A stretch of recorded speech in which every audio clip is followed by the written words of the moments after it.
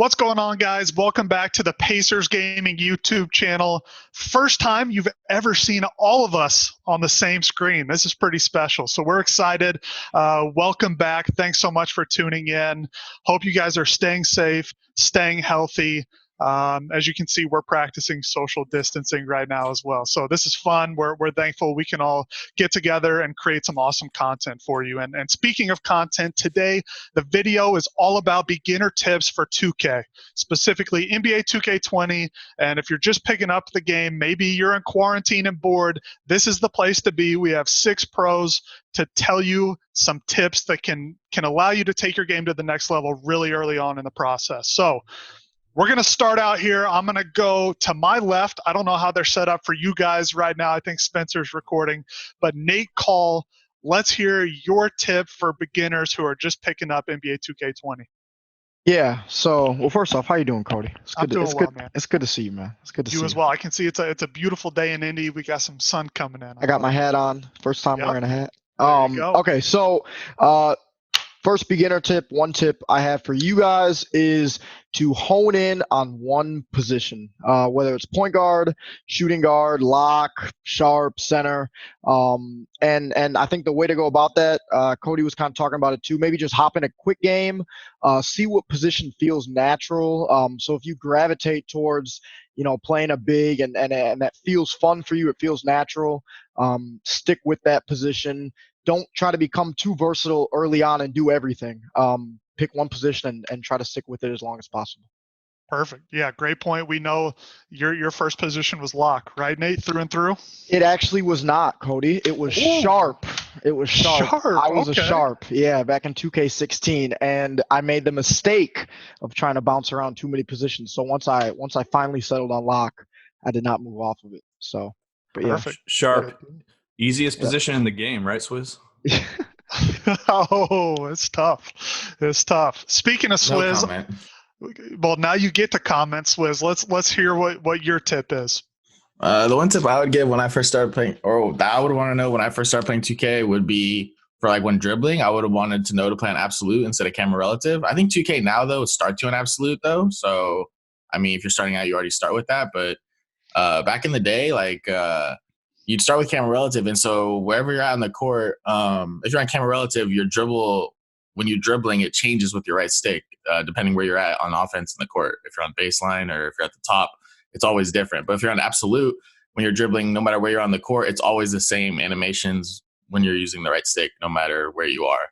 So I think that'll help out people if you go on absolute for dribbling. Helped with me personally back in the day, and perfect. I'm going to throw something in here. There are other settings. We've done a video, right, on this. Wolf, I'm going to throw it to you real quick for this. Aren't there other settings that you can change absolute versus camera relative? Is there defensive? Are there other offensive settings? I mean, you can go in depth. You can do defensive assist strength, box out assist strength. There's passing settings on openness, on the directional and distance. So I mean, you could tune your settings however you want. I believe me and Cody did make a video about that a few months ago. So if you guys want to check that out, it should be in the YouTube archive somewhere. So yeah. And I think specifically, isn't there a camera relative versus absolute on the defensive side? Yeah, there is as well. There is. What do you guys recommend there? I play on absolute as well. So do I. Yeah, so do I. On both, because it's just it's consistency, right? Like if I press up, I know what's gonna happen no matter what. But now if I'm in camera relative, if I press up and I'm on the bottom left of the court or something, it could be something different, right? Because it relates to the camera and where I am in the court, as opposed to absolute, which I know exactly what my player is gonna do no matter where I am or what I'm doing on the court. Speaking of camera, Wolf, you want to give your tip? Yeah. So my tip is right out the box. As soon as you turn the game on, go right to settings, go to camera, and then it starts you on broadcast view, which is just like watching a broadcast on TV, side to side, left to right. But every single professional player that I know, and I stand by this, plays on 2K camera, which is basically a north-south view of the court. And to get a little more in depth, there's 2 different types of settings in 2K camera. You can do 110, 1 as far as is the zoom, and 10 is the height. So you do 110 zoom is really zoomed out and you see the whole court. Or if you want to go a little closer, I play on 310, which is 3 zoom, 10 height. It is like the most zoomed in you could get in, but you still see the whole court. So I like to see, I don't know, it just more zoomed in a little bit. My personal preference.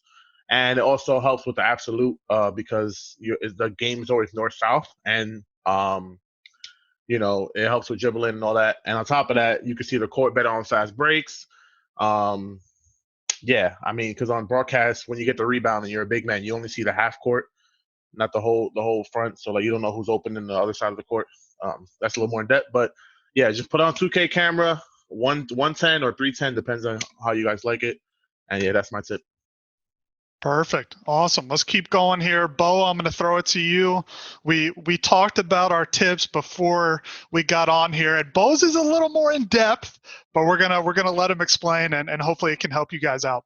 All right, so my tip is basically for people that are playing PG. If you have an 86 ball control in your point guard, it's how to quick stop really quick. So most of us like to quick stop hitting up on the right stick, and he does a little animation where he stops and then you shoot, and that's good. But there's this glitchy quick stop in this game that if you hit down on the right stick, you can cancel the animation and hit square at any time, and you'll quick stop and shoot the ball right away. So I think that's a great tip for people that want to play PG, want to become dribble heads, want to go to the stage, the park, pro-am, and I think that's a great tip for that if you want to become great at coming off the pick and roll. Perfect. So again, just so I understand too, Bo, you're in the pick and roll, you come off it, you get right by the center, you flick down on the right stick. Down on the right stick. And you hit X or square right away to shoot, right? Exactly. And you can cancel the animation and shoot right away. Perfect. So if I'm on the fast break and I'm coming down the court like full speed, I don't know if Swizz or Bo, whoever, what am I doing the same thing to try to stop at that 3-point? Like I want to pop a three. So here it depends. You can only do that if you're moving more east and west a little bit. See what I'm saying? If you're moving north and south, you want to hit up on the right stick to stop for a three. But if you're going, if you move to the right or the left just a little bit, then you can hit down on the right stick and then give you the quick stop so you can shoot right away. Perfect. Thank you, Bo. That's a good one. Maybe for a little more advanced players once you've gotten into the game. If you listen to Nate and you chose point guard as your position, I think that's a great tip for you guys. All right, 2 more. We got Jomar up next. Yeah, mine is a little bit more towards the 1v1 side. I know a lot of you guys like playing 5v5 pro, but mine's for the quick game online or my team. I know there's a lot of people that play that. Basically, when you get into the game, you're new. You don't turn on settings defensively or offensively, and your computer just running around, doesn't have the correct spacing, and that hurts you. So just go press start, relax, go to the management. You have offensive and defensive settings, and you just work through it. I mean, there's a lot of settings that everybody can change to have different gameplay, different styles. Some people like to be more aggressive, conservative. So that will help you a lot on finding what's your best settings for yourself, and will help you be a lot better playing 1v1 against your opponent or against the computer. So touch those settings, see what you like, and then find your style, man. Perfect, Jomar. Why should we listen to Jomar about my team? You just took the words out of my mouth, Spencer. Jomar, I want to hear this too. I mean, I know a little bit of it, I know a little bit. Nah. On a serious note, I do get a lot of questions like, oh, what should I do to be better? And I think that's the first thing that comes to mind every time that people ask me, like, what can I do to be better? And just that simple settings, just touch them, just see what you like. There's a lot of different options, and it's really basketball oriented. So just work with it. Like people just go into the game and just play without touching the settings, and I think the settings help you a lot.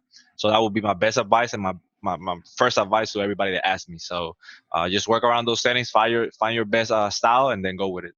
So Cody and I were pushing you. I don't think everyone knows your story. I think you need to give us the lowdown here. The story of my team? The story of my team, yep.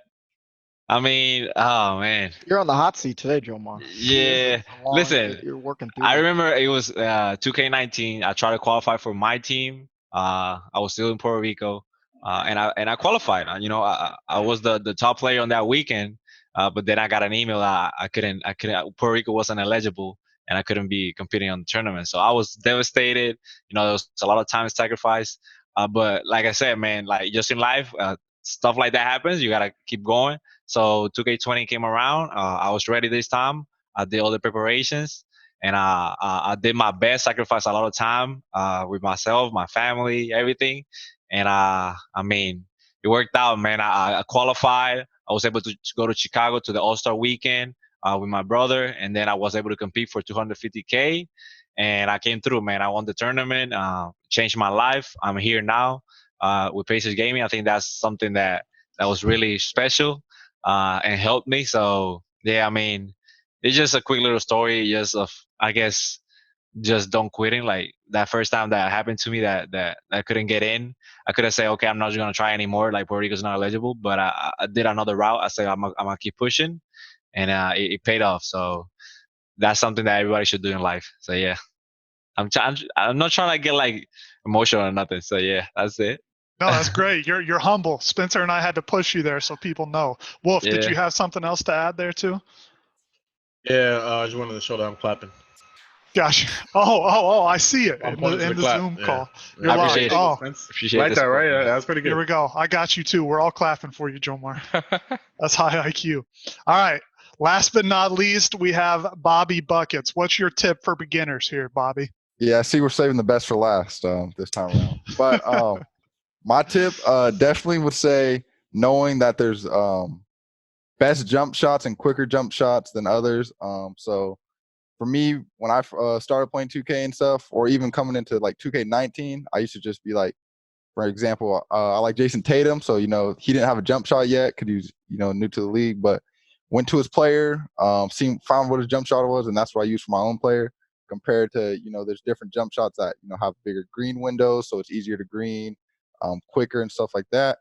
So, now knowing that, there's to be a better player, pick certain jump shots. So like my favorite jump shot is jump shot 38. And it all depends on the position. So me usually playing in the corner, that's why I like it. Best jump shot in the corner. But if you want to learn, no different jump shots, NBA 2K labs, they break it down. And also we have past videos on our channel talking about best jump shot.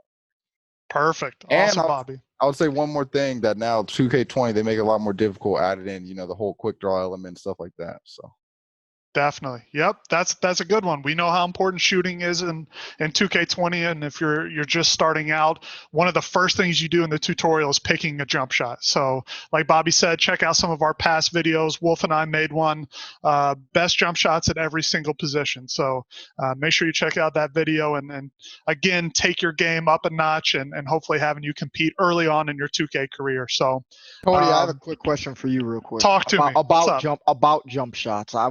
And anybody can chime in real quick if they want to. All right, so when you're picking your jump shots, when you're labbing your jump shots, etc., right? Do you still also kind of want to, stick with one jump shot and learn that too over time, or do you think no, if it doesn't work for a few games, you need to lab every shot you possibly can? I just want to hear your quick thoughts on that. I think Let me interject really quick, Sure. because this year's got to be different, right? That answer might be slightly tweaked for 2K20 since you can take your meter off. It's also true. And Yeah. Cody, you can use that tip or whatever the other guys can, but like, how does that factor in too? Definitely. I think that's a good point, Spencer. The first recommendation I would say, and we have a video on this as well, is if you want to practice a jump shot, start with your meter on so you can get that timing down. Once you have it down pat, 100% turn your meter off this year because you get a shooting boost to all of your percentages. You'll make more shots once you have your jump shot down. Now to Nate, I would say do your research first. So like Bobby said, you should be on 2K Lab. You should watch our videos, see what some of the best jump shots are. I don't think it's smart, Nate, to pick a jump shot that's really slow. You don't want Bill Cartwright because it looks cool to you or whatever. You're going to miss more shots no matter how much you enjoy shooting with it. So if you want to be good at the game, do your research, find some of the best jump shots. Then you can choose one or two, maybe lab it with the meter, take the meter off and go from there. So that would be my recommendation, Nate. Well said. Thank you, sir. You put me on the spot. Let me say one thing real quick. Meter off, y'all. Please, man. Please. No meter. As soon as I see the meter, it's over. No meter, y'all. Please. Perfect. All right. I think that's going to wrap up this beginner tips video for 2K20. Shout out to all the guys to hopping on here early in the morning. Again, we're hoping you all are doing well, safe and sound at home, enjoying NBA 2K20. Our season's coming up soon. Look at all those reactions. We love it. Pacers Gaming, baby. We hope you have a great day from everybody here at Pacers Gaming. Stay tuned. More content coming soon. We'll see you next time. Oh, you're killing them, Bo. With a quick stop? That's hard, Bo. Yeah, you're tripping. Crazy. Bro, you know what's funny? I had another one. No, you explained it really well, though. You explained it really listen, well. I was going to change it in my mind, but I didn't want to change it because I didn't tell you, so I didn't know if it was good to change it way before I went.